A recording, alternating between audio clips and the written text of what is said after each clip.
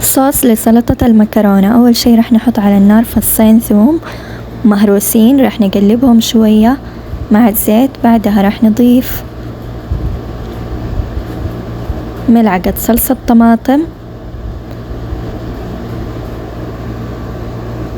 وعصير ليمونة كاملة، 3 ملاعق دبس رمان،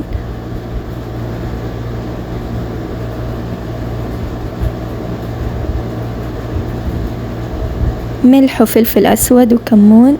رح نقلب المكونات إلى ما تتجانس مع بعض، طبعا كله رح يكون على نار هادية. بعدها رح نضيف آخر شي نص كوب موية مغلية ونقلبهم، وبس زي كذا رح نقفل عنها النار ونحطها على سلطة المكرونة.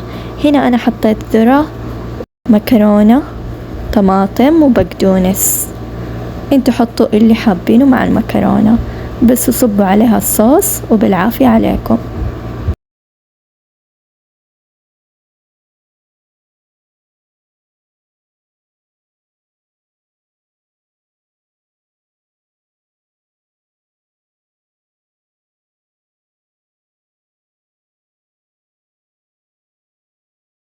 ايش رايك في طعمها؟